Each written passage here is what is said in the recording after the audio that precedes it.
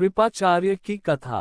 कृपाचार्य महर्षि शरद्वान के पुत्र थे। महर्षि शरद्वान महर्षि गौतम के पुत्र थे, इसी कारण इनको गौतम भी कहते थे। वे धनुर्विद्या में पूर्ण पारंगत थे। इंद्र भी इनकी असाधारण पटुता देखकर इनसे डरने लगा था। तभी तो इसने उनको भ्रष्ट करने के लिए जानपदी नाम की एक देवकन्या इनके पास भेज दी। वह देवकन्या अनिंद्य सुंदरी थी। उसके रूप को देखकर गौतम शरद्वान उस पर मोहित हो गए और उन्होंने उसके साथ सहवास किया। उस देवकन्या के गर्भ से शरद्वान के एक सुदन पुत्र और एक अनिंद्य सुंदर पुत्री पैदा हुई। माता पिता ने उन दोनों बालकों का पालन पोषण नहीं किया, बल्कि उनको वन में अकेले छोड़कर वे चले गए। उसी वन से होकर एक बार महाराज शांतनु का कोई सैनिक निकला। उसने उन दोनों सुकुमार बालकों को देखा। निस्सहाय की भांति उनका रोना बिलखना देखकर उसको उन पर दया आ गई और वह उनको उठाकर अपने घर ले आया। उसने घर पर उनका पालन पोषण किया और चून की कृपा करके उसने उन बच्चों को रखा था। इसी कारण बालक का नाम तो कृप और बालिका का नाम कृपी विख्यात हो गया।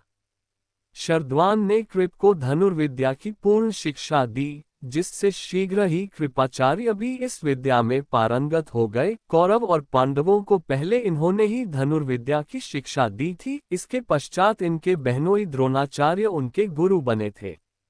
इन्होंने कौरवों का पक्ष लेकर युद्ध किया था, क्योंकि इन्होंने उनका नमक खाया था। वैसे धर्म और न्याय के प्रति इन्होंने अपनी रुचि दिखाई थी। जिस समय युधिष्ठिर युद्ध प्रारंभ होने से पहले अपने गुरुजनों के पास उनसे युद्ध के लिए अनुमति और विजय के लिए आशीर्वाद मांगने गए तो कृपाचार्य के पास भी गए थे। तब इन्होंने कहा था, युधिष्ठिर, मैं तुम्हारे कल्याण की सदा कामना करता हूँ। मैं जानता हूँ कि तुम्हारा पक्ष न्याय और धर्म का है। कौरवों ने अन्याय के पथ का अनुसरण किया है, इसलिए मैं तुम्हें विजय का आशीर्वाद देता हूँ। यदि मैं कौरवों का दिया हुआ नमक नहीं खाता तो अवश्य तुम्हारे पक्ष में आकर कौरवों के विरुद्ध युद्ध करता, लेकिन अब ऐसा करना धर्म की मर्यादा के प्रतिकूल होगा।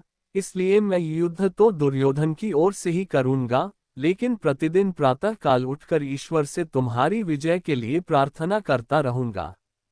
युधिष्ठिर आचार्य को सिर नवाकर चला गया। इस स्थल पर हमें कृपाचार्य का वह उदात्त रूप मिलता है जो न्याय और धर्म का सर्वोपरि मानकर चलता है। महाभारत के अधिकतर पात्रों में ये पक्ष प्रबल रूप में मिलता है। सत्य के प्रति इनका पूरा आग्रह था।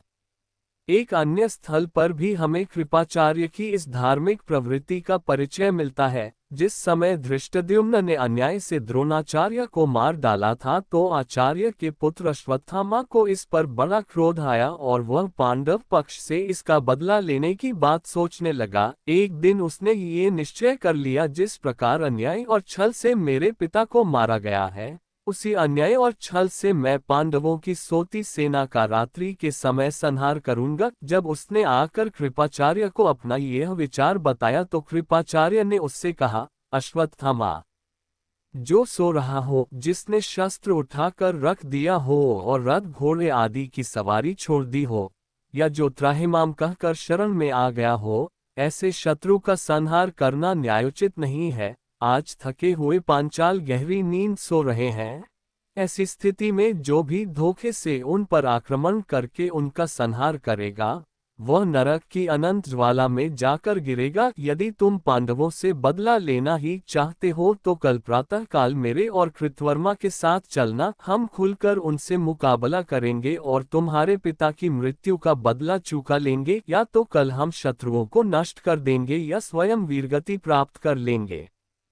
कृपाचार्य के ये शब्द उनकी न्याय और धर्म के प्रति असीम रुचि को अभिव्यक्त करते हैं, लेकिन इनके चरित्र में वह दृढ़ता नहीं थी, जिससे इनका चरित्र आगे के युगों के लिए एक उदात्त रूप का ज्वलंत उदाहरण बनकर खड़ा हो जाता। इधर तो इन्होंने न्याय और धर्म की इस प्रकार व्याख्या की थी, और उधर जब अश्वत्थामा ने छिपकर रात को पांडव सेना का संहार किया तो स्वयं कृपाचार्य ने ही उसमें पूरा सहयोग दिया था। नींद से उठकर भागते हुए सैनिकों का इन्होंने और कृतवर्मा ने मिलकर संहार किया था। पांडवों के खेमों में इन्होंने आग लगाकर पूरी तरह आतताइयों का साकार किया था। इस घटना के अलावा वीर बालक अभिमन्यु की अन्यायपूर्ण हत्या के समय ये भी उस घृणित कर्म में सहयोगी थे। उस समय उस निहत्थे बालक को 6 महारथी मिलकर मार रहे थे, लेकिन कृपाचार्य की न्याय और धर्म की आवाज जाने कहाँ सो गई थी। इनके चरित्र पर ये ऐसे काले चिन्ह हैं, जिनके कारण इनको कभी भी मानव हृदय में वो पवित्र सम्मान नहीं मिल पाएगा, जो अन्य न्यायप्रिय महारथियों को मिलेगा। इसी भगवान की वीडियो देखने के लिए सब्सक्राइब करें चैनल को और बेल आइकॉन दबाएं।